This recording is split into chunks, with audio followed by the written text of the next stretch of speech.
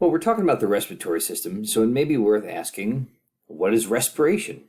And respiration ultimately refers to something that your cells do to produce ATP, cellular respiration.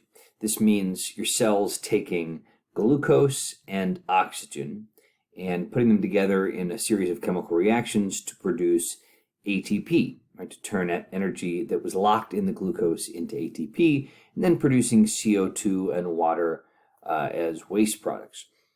So because we need oxygen for respiration, cellular respiration, the process of diffusing oxygen into your bloodstream and then subsequently into your interstitial fluid in your cells, we call respiration. So there are two processes that are involved in this. The external part means bringing air into your lungs and allowing diffusion of oxygen into your blood, and that's called external respiration. So this involves pulmonary ventilation, moving air across the respiratory surface or the alveoli of your lungs.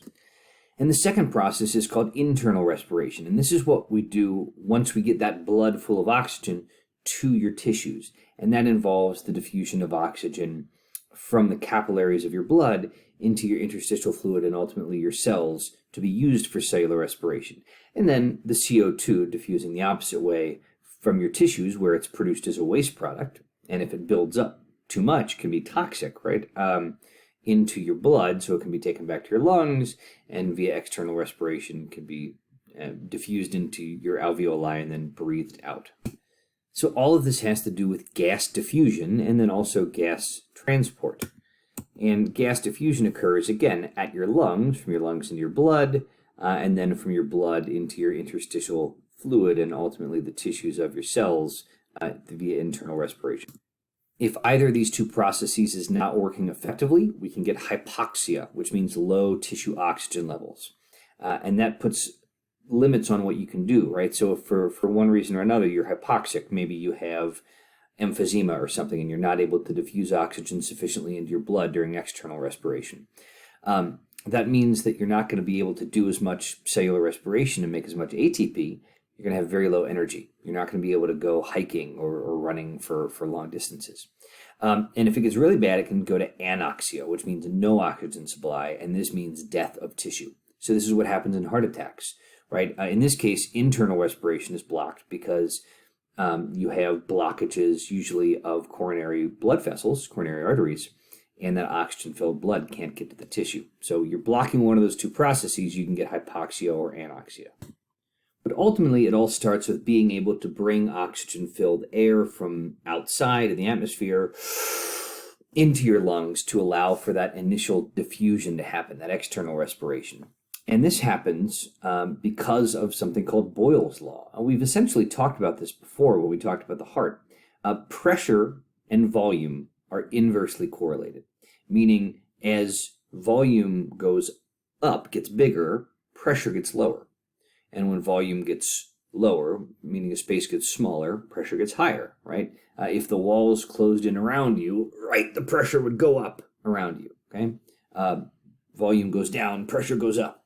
And this is important because this is how we move air in and out of our lungs. Here you can see if you take this space and you make the volume of the box smaller, these little molecules or dots are more likely to bump into each other and to bump into the borders of the wall, hence higher pressure. If you make it larger, they're less likely to bump into one another and into the wall. And things always move from an area of high pressure to an area of low pressure, right? If you squeeze the toothpaste tube, right, and you create a smaller volume in the toothpaste tube, you're going to increase the pressure in there. And if it increases higher than the atmospheric pressure, then right, the toothpaste is going to shoot out of the toothpaste tube. So we can move air in and out of our lungs by adjusting the volume of our lungs, of our thoracic cavity. So as we make our thoracic cavity bigger, it makes the pressure in our thoracic cavity in our lungs go down.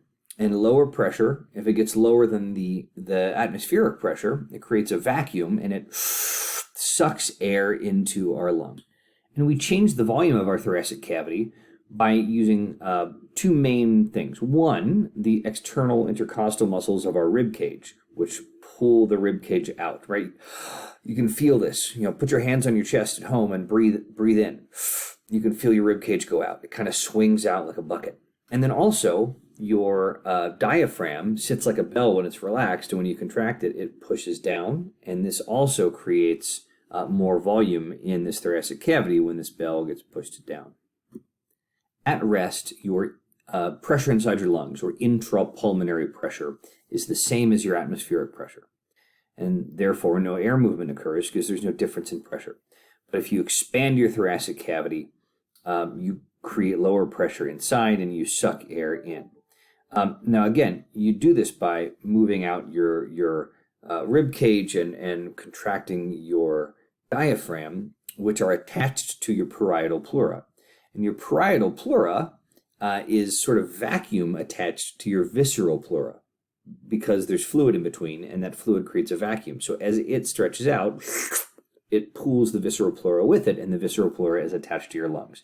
Now, if you lose that vacuum seal, then you're not able to do this as effectively, right? So if you get an injury that punctures that pleural cavity and allows air in, we call this a collapsed lung, and you're not able to breathe effectively. And here's a look. If you zoom in right here or right here, you can see this is your visceral pleura and your parietal pleura, and this is the fluid in between, right? Parietal pleura is attached to the thoracic wall, visceral pleura is attached to your lungs. And here you can see what you look like at rest and what you look like when you're breathing in, right? When you're breathing in, your diaphragm goes from at rest up here to down here, right? It flattens out. That increases the size of the thoracic cavity, and also your rib cage pulls your lungs out here. That lowers the volume here. Air gets sucked in, right? And then when you relax all those muscles, right? So it doesn't actually take effort to breathe out. You just have to stop contracting those muscles. Your diaphragm falls back to normal. Your external intercostals are no longer contracting, so your lungs or your rib cage goes back to normal, and you reduce the volume here. But now you have more air in here. So you've reduced the volume, but you've got more stuff on the inside. So you've got high pressure, and then it's going to be higher than the atmospheric pressure, and you're going to exhale. And you can all practice this, right? Take a few minutes, do some breathing exercises to relax, and think about what's going on in your body as you're sucking air into your thoracic cavity and then pushing it out again.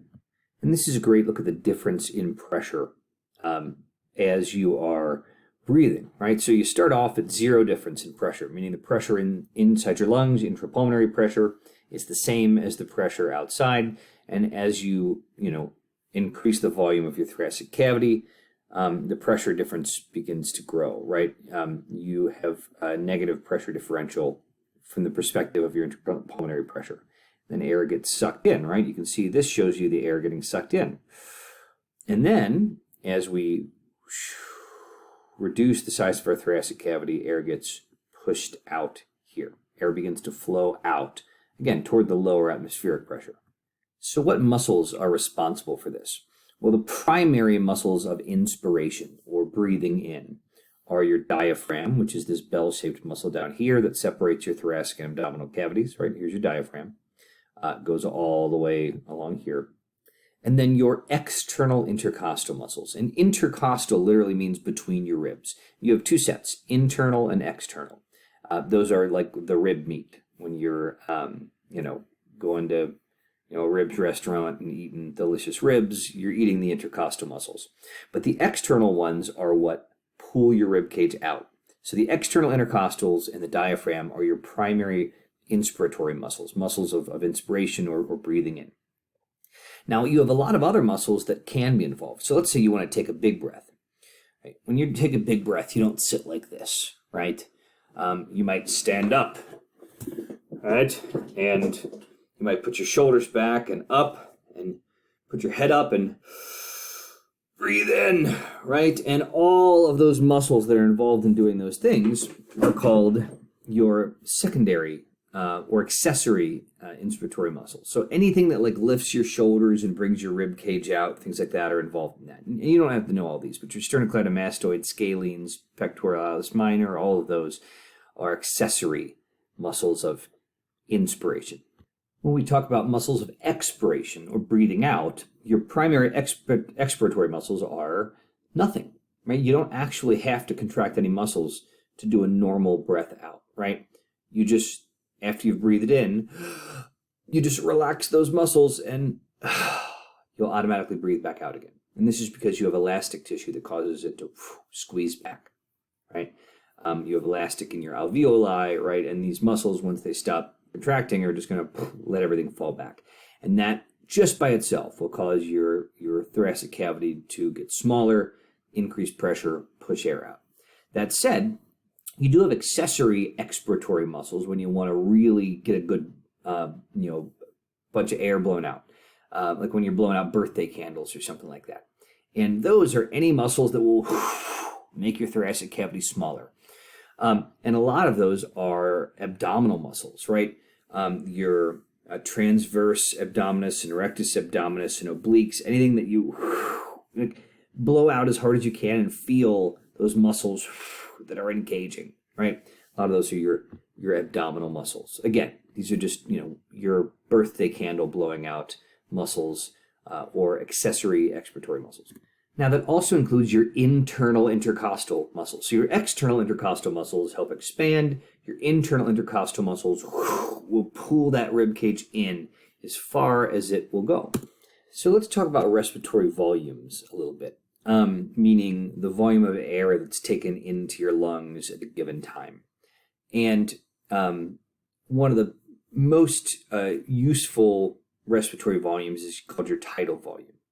And I don't know if you're familiar with the tides if you're an ocean person, but the tides are the ocean coming in and out every day a couple of times. Right? High tide is when the water is in, the water level is much higher. Low tide is when the water level is lower, so it goes out. And if you were sitting yet at a beach chair, sitting somewhere, you built a sandcastle at low tide, when high tide comes, right, that sandcastle is probably going to get put underwater and destroyed. And this all happens, by the way, because of the gravity of the moon. As the moon goes around the earth, the gravity pulls the water this way and that fact just blows my mind every time I think about it.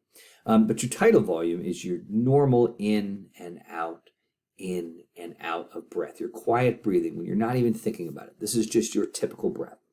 Now, that said, when you have a typical in-breath, you could breathe in more if you needed to, right? If you're about ready to jump in a pool or something. So that extra air that you could take in is your inspiratory reserve volume, right? You don't always use all that volume, but you could. It's on reserve. It's inspiratory reserve. Now, when you breathe out a normal breath, you could breathe out more. There's still air in your lungs. So that extra air that you could breathe out is called your expiratory reserve volume. This is your birthday blowing out using your accessory expiratory muscles volume, expiratory reserve volume. And I want you to be familiar with a graph like this. This shows you your tidal volume right here.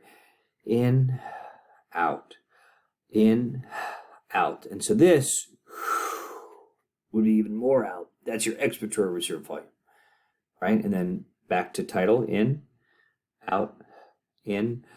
This would be your inspiratory reserve volume. And then if you add expiratory reserve volume, tidal volume, and inspiratory volume all together, that gives you your total amount of exchangeable air, which we call your tidal volume. And so I can breathe all the way in, blow all the way out, and all of that is my tidal volume, the total amount of exchangeable air. Now, that's not the total volume of my lungs, because there's some volume here that I can't exchange. No matter how much I breathe out, there will still be some air left in my lungs because my alveoli have not totally collapsed. This is called residual volume. So your total lung capacity is your vital capacity plus your residual volume, okay? And your vital capacity, the total exchangeable air, is your expiratory reserve plus your inspiratory reserve plus your tidal volume. And I want you to be able to calculate that stuff. And if you look here, not letting me. If you look here, this tells you those equations. This is also from your book, right? So you can, if you know a couple of these, you can figure out the other one.